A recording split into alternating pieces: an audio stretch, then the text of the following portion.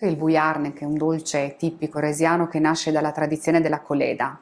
I primi giorni dell'anno il parroco andava a benedire le abitazioni della valle e si portava dietro un nugolo di bambini che ricevevano in dono tutto ciò che le famiglie avevano a disposizione. Abbiamo qui gli ingredienti del bujarnik: la farina bianca, mokka taučeničana, lo zucchero, zucker, i fichi, fighe, la farina gialla, la farina per polenta, la russa mucca, le urăie, le noci, l'uvetta sultanina, grasduie, le uova, jajce, finocchio selvatico o cumino, fenogn, il lievito, mliko, il latte, la smatana, la panna e le mele, jablocche.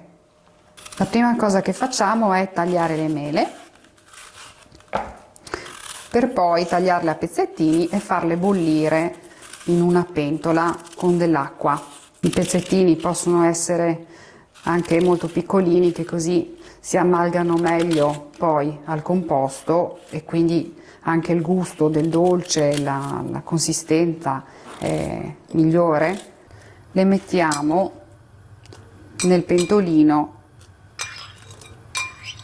con dell'acqua e le cuociamo. Adesso prendiamo le uova e le sbattiamo un po'. In resiano si dice sklopotje jajce. Ci aggiungiamo il latte, per praticità ci mettiamo 2 bicchieri di latte, che una volta tutti a casa avevano perché avevano le mucche, così come mezzo bicchiere di panna che ammorbidisce l'impasto, smatana e resiano. Amalgamiamo bene il tutto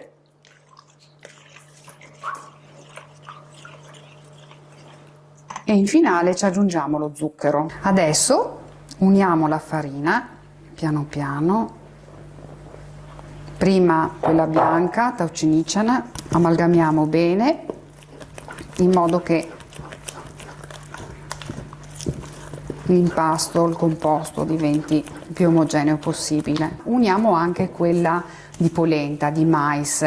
Oggi aggiungiamo anche un po' di lievito per dare un po' più di spessore al dolce. Un tempo effettivamente non veniva utilizzato, anche perché non ce n'era.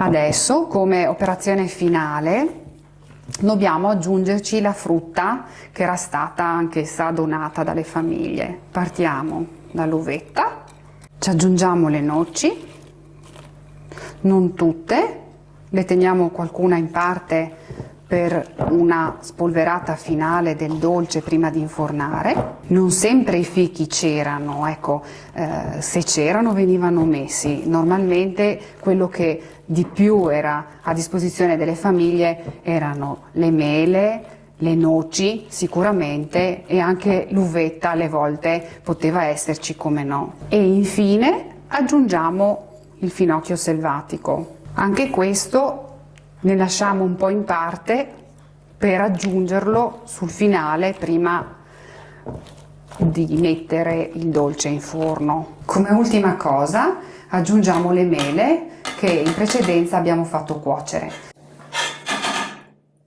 Oggi aggiungiamo le mele, però poteva essere che ci fossero le pere a disposizione a casa. Adesso inforniamo, mettiamo in teglia il composto con l'aiuto sempre del cucchiaio. Sul finale, se si desidera, a scelta, si può aggiungere ancora del finocchietto e le noci, e il bujarnik è pronto per il forno. Lo mettiamo in un forno ventilato a 160 gradi per circa 50 minuti.